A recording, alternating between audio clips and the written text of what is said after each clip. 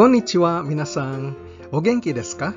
Welcome sa akong intermediate course niining akong channel. Hinapon tabay. Niining lisuna, atong estudyuhan ang pagsulti og sa panahon nga gamit ang pseudo noun nga toki. Hajimemashou ka?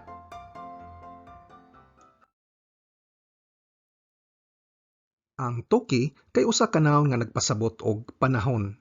Apan isip pseudo noun, mutukoy kini og subordinate time clause nga sa usa ka sentence mopasabot og sa panahon nga nanto ka. Pangalitan, sa panahon nga moadto ko sa eskwelahan, mosakay kog bus. Ang mga subject sa toki subordinate clause ug sa main clause pwede nga usara o lain-lain. Kung lain-lain gani, ang subject sa toki clause kasagaran mokuha sa subject particle ga ug ang subject sa main clause kasagaran mokuha sa topic particle nga wa. Isip pseudo noun, ang toki pwede gamiton sa mga verbs, mga adjectives, ug nouns. Unahon natog toki ang mga verbs. Ang toki mo nominalize og mga verb clause. Bali, muhimo nila ngadto sa mga nouns. Pwede nimo rebihon ang nominalization gamit ang mga nouns sa leksyon 43. Ang mga verbs nga gamiton sa toki kasagaran anaa sa tulo ka porma. Ang pirmiro kay ang dictionary form o ru form, ru toki, nga mopasabot sa di pa kumuhimo. Sunod ang verb, pwede pod nga anaa sa progressive form o sa teiru form, teiru toki, nga mopasabot samtang o mientras tanto nagbuhat ko. Kining puntoha, nag-asumir ko nga kamao na kamubuhat sa te form. Pwede nimo rebihon sa leksyon 33. Ug ang katapusan, ang verb anaa sa plain past form o ta form, ta toki, nga pasabot paghuman gyud dayon nakog buhat. Sayon raning ikaduha, ang makalibog kay ang paggamit sa pirmiro ug ikatulo. Ang verb sa toki clause o V1 kay pwede nga anaa sa ru form o kaha sa ta form. Ang verb sa main clause o V2 kay parehas pod nga pwede anaa sa ru form non-past tense o ta form past tense. Ang tense sa tibok sentence gidesidir sa V2 o verb sa main clause. Busa, pwede nga ang atong non-past sentence adunay toki clause nga ang verb anaa sa ru form o anaa sa ta form. Mao pong istoryaha sa usa ka sentence nga anaa sa past tense. Busa, moresulta kini sa upat ka kombinasyon ug kada usa kanila lahi og meaning. Kining ehemploha adunay usa ka subject nga mobuhat sa duha ka action. Ang sentence, Watashi wa neru toki gyunyu wo nomimasu. Watashi wa neru toki gyunyu wo nomimasu. Aduna tay neru toki sa atong subordinate clause. Non-past tense kini. Bali, ang pasabot sa sentence kay moinom ko gatas sa di pa ko mismo matug. Ang ru toki conjugation kay maumao sa ru maini conjugation sa di pa mobuhat nga atong natuki sa leksyon 35. Karon ato ning itandi sa Watashi wa neta toki gyunyu wo nomimasu. Watashi wa neta toki gyunyu wo nomimasu. Karon aduna tay neta toki. Ang V1 anaa sa plain past tense. Ug ang pasabot sa sentence kay moinom ko gatas inig humandayon ako katog. Bali inigmata nako moinom dayon ko gatas. Ang meaning lahi ra sa meaning sa pirmirong sentence. Ang tatoki maumao sa te kara conjugation nga atong nakatunan sa leksyon 36. Karon tan-awon ta ang mao nga sentence nga anaa sa past tense. Watashi wa neru toki gyunyu wo nomimashita. Watashi wa neru toki gyunyu wo nomimashita. Ang V2 o main verb kay nomimashita, miinom, past tense. Apan ang V1 o verb sa subordinate clause kay neru toki, non-past tense. Ang hubad, miinom ko gatas sa wa pa ko mismo natog. Unya, kini nga sentence, Watashi wa neta toki gyunyu wo nomimashita. Watashi wa neta toki gyunyu wo nomimashita. Karon aduna tay netatoki sa V1 ug ang hubads binisaya, miinom kog gatas pag humandayon na kog katog. Mutan-aw taglaing ehemplo pero mao gyapon mga kasuha. Taberu toki kusuri o nomimasu. Taberu toki kusuri o nomimasu. Ang hubad, motumar ko sa akong tambal sa di pa mismo mokaon. Sunod nga sentence. Tabeta toki kusuri o nomimasu. Tabeta toki kusuri o nomimasu. Ang pasabot, motumar ko sa akong tambal pag humandayon na kog kaon. Sunod nga sentence, taberu toki kusuri o nomimashita. Taberu toki kusuri o nomimashita. Mitumar ko sa akong tambal sa wa pa ko mismo mokaon. Ang katapusan, tabeta toki kusuri o nomimashita. Tabeta toki kusuri o nomimashita. Mitumar ko sa akong tambal pag humandayon na kog kaon.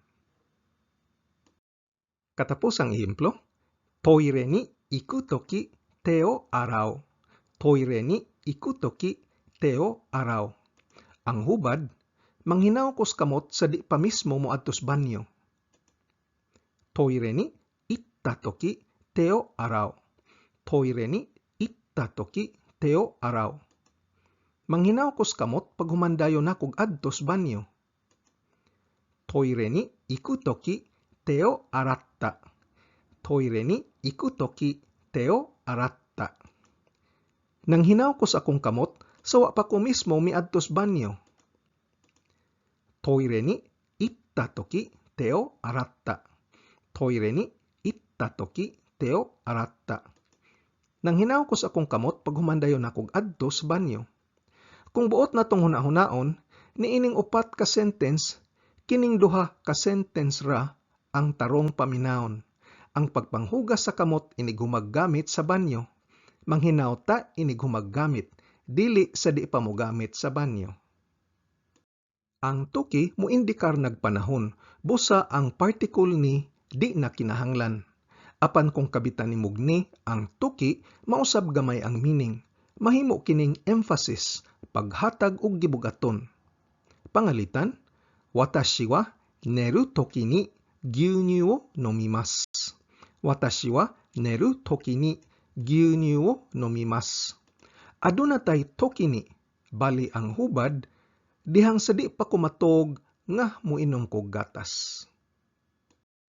Pwede po ta mo gamit og verbs nga anaa sa nai form o nai toki pag indikar og sa panahon nga di ko mobuhat. Pangalitan, shigoto shinai toki ni ongaku o kitari hon o yondari shimasu.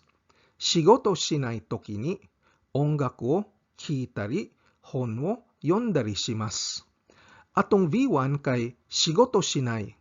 Atong V2 o main verb kay usa ka tari-tari suru conjugation nga mo enumerar og mga actions nga di pasunod.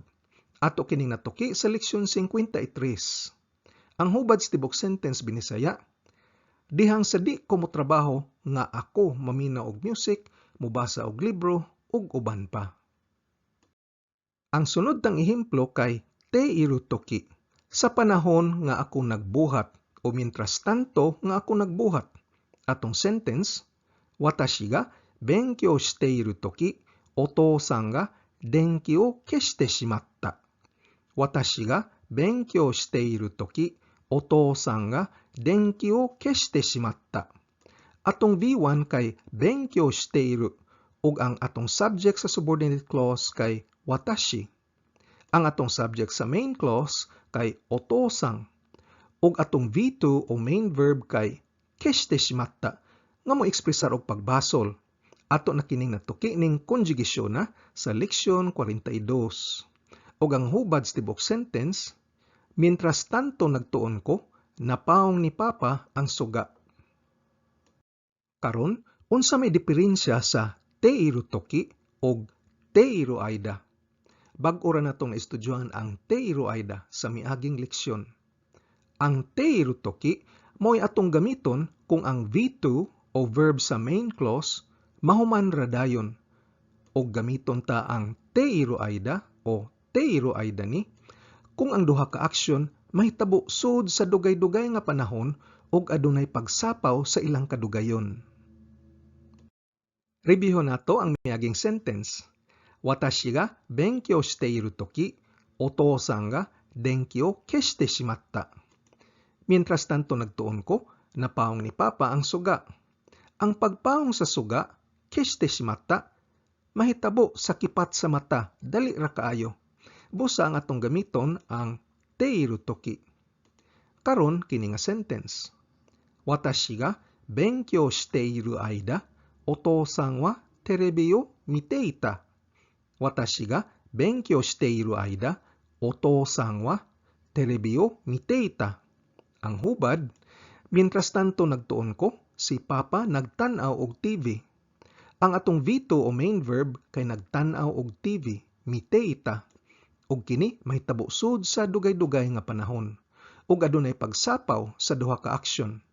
Ang akong pagtuon ug ang pagtan-aw ni Papa og TV. Busa ang atong gamiton ang teiru aida. Kung ang V2 o main verb anaa sa past tense ug ang atong V1 usa ka stative verb o verb nga moindikar og estado, ang atong V1 pwede nga anaa sa non-past o past tense. Bale, pwede nga anaa sa ru toki o ta toki. Pangalitan, gakko ni iru toki Tanaka sensei to hanashimashita.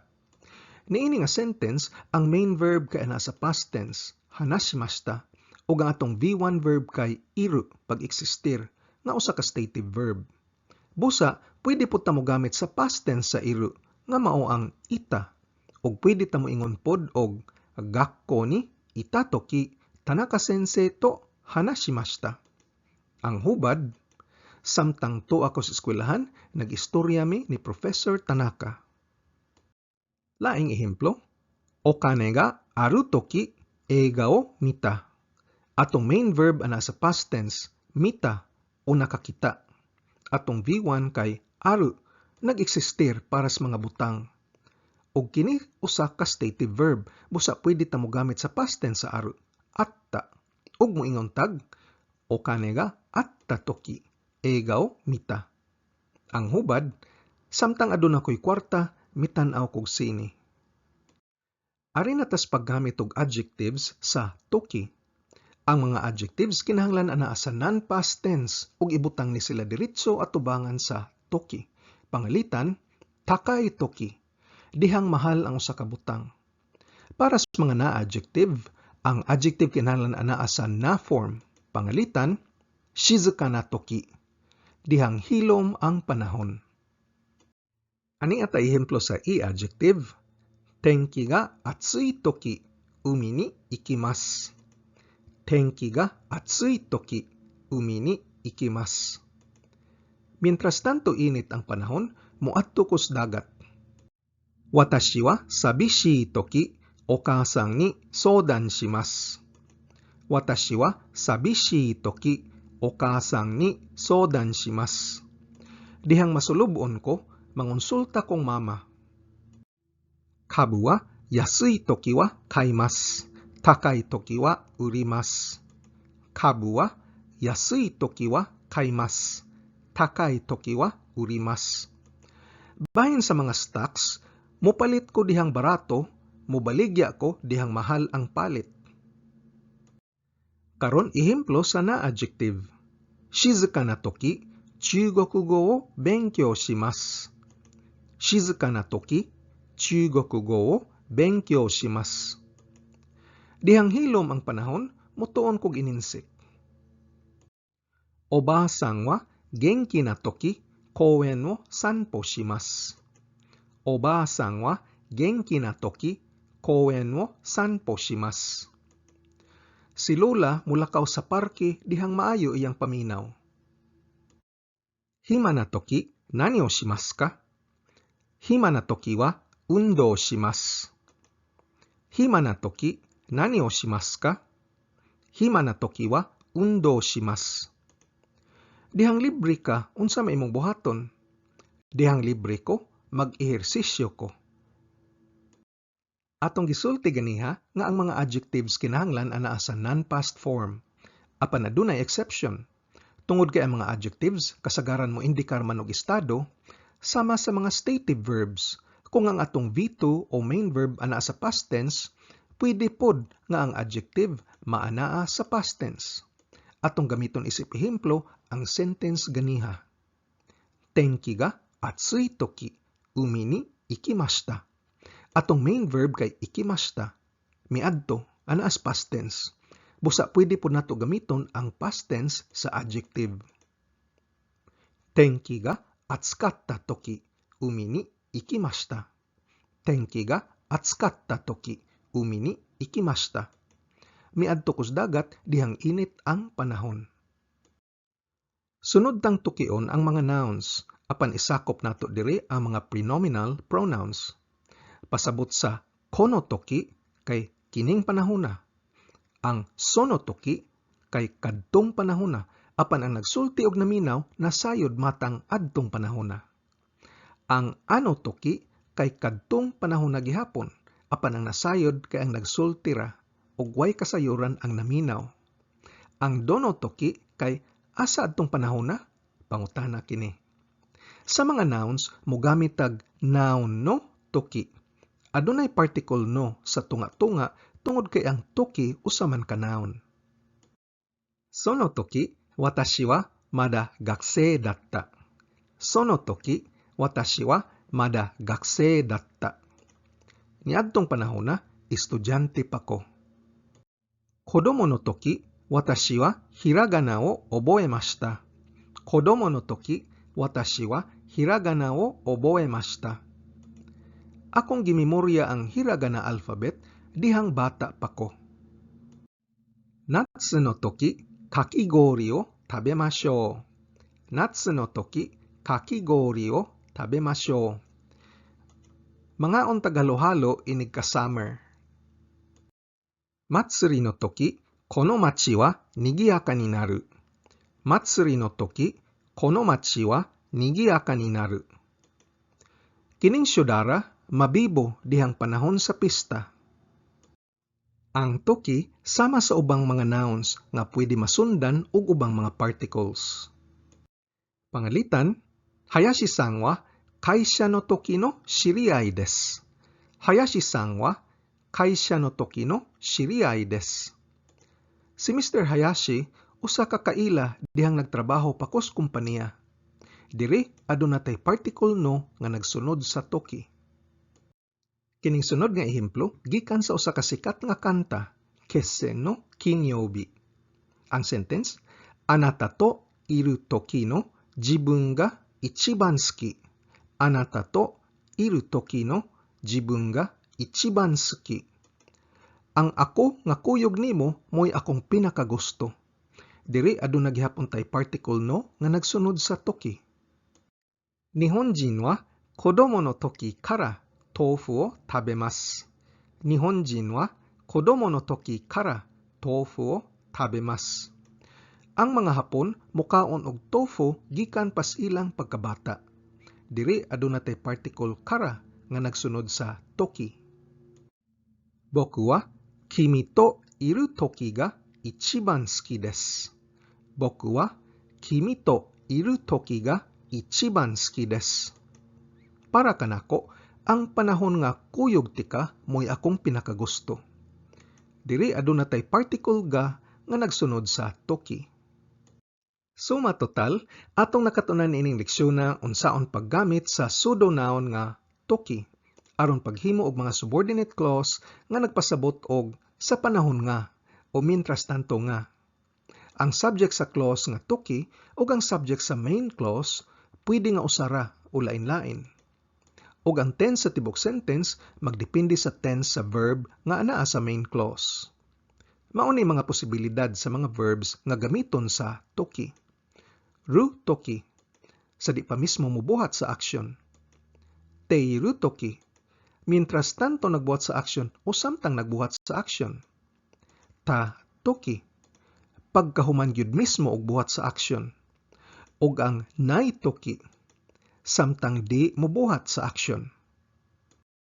Ang mga adjectives kinahanglan anaa sa e-form ug na-form ug ibutang kini diretso atubangan sa toki. Pasabot ani kay dihang ang usa ka butang nanto ka.